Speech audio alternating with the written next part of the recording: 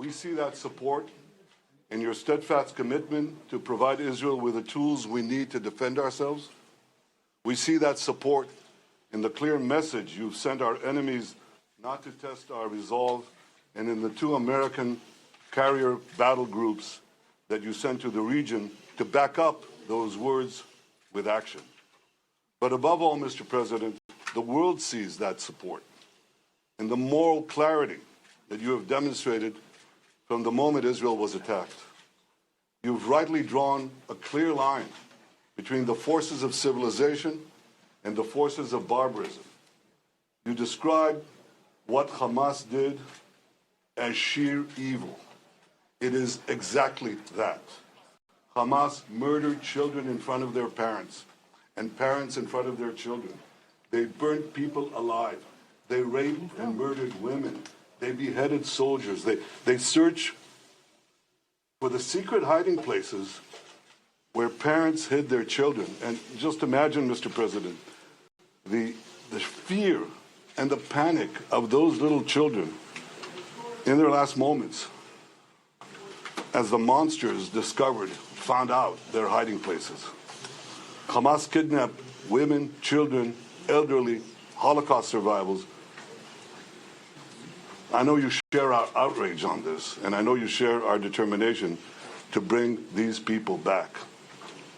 On October 7th, Hamas murdered 1,400 Israelis, maybe more. This is in a country of fewer than 10 million people. This would be equivalent to over 50,000 Americans murdered in a single day. That's 29 11s. That is why October 7th is another day that will live in infamy. Mr. President, you rightly said that Hamas is worse than ISIS. The German chancellor, who visited here yesterday, said that Hamas were the new Nazis. You're both right. And just as the civilized world united to defeat the Nazis and united to defeat ISIS, the civilized world must unite to defeat Hamas. I can assure you, Mr. President, Israel is united to defeat Hamas. And we will defeat Hamas and remove this terrible threat from our lives. The forces of civilization will prevail for our sake, for your sake, for peace and security in our region and in the world. Mr. President, for the people of Israel, there's only one thing better than having a true friend like you standing with Israel, and that is having you standing in Israel. Your visit here is the first visit of an American president in Israel at a time of war. It is deeply, deeply moving. It speaks to the depth of your personal commitment to Israel.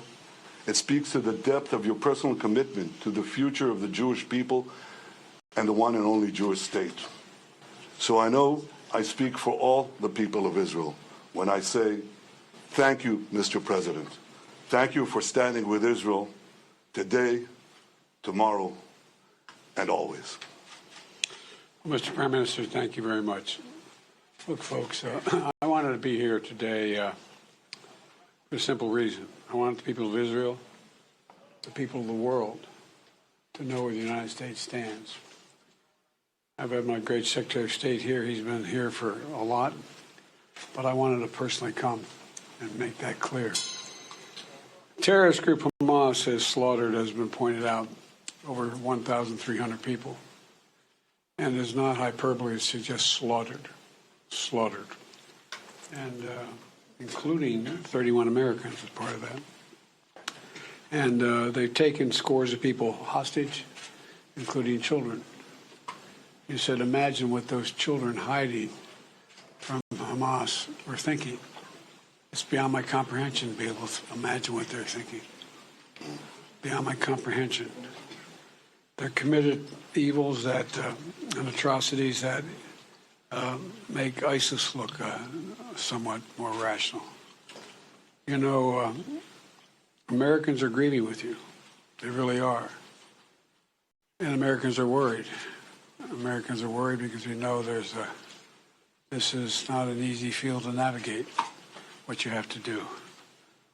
But the fact is that Israel, as they respond to these attacks, it seems to me that have to continue to ensure that you have what you need to defend yourselves.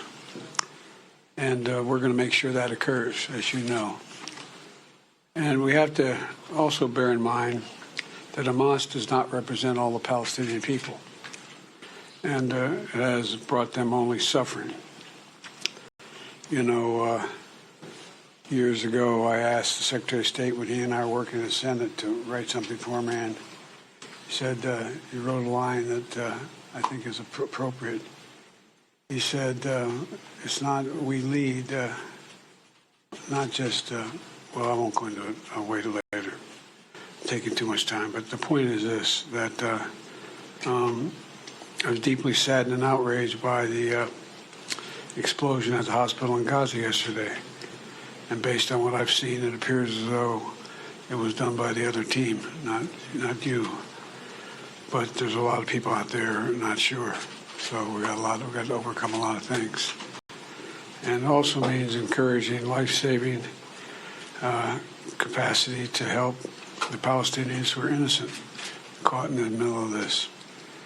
And well, at any rate, that's who we are. Not just me, but I mean, that's who the United States is. And it's just not the example of our power, it's the power of our example that's almost as important. The world's looking. Israel has a value set like the United States does and other democracies. And they're looking to see what we're going to do. So, Mr. Prime Minister, I'm very happy to be back in Israel with you. Thank you for having me, and I'm looking forward to having a thorough discussion about where everybody goes from here. But thank you. And I want to say to the people of Israel, their courage, their commitment, their bravery is stunning. It's really stunning. I'm proud to be here. Thank you. Thank you.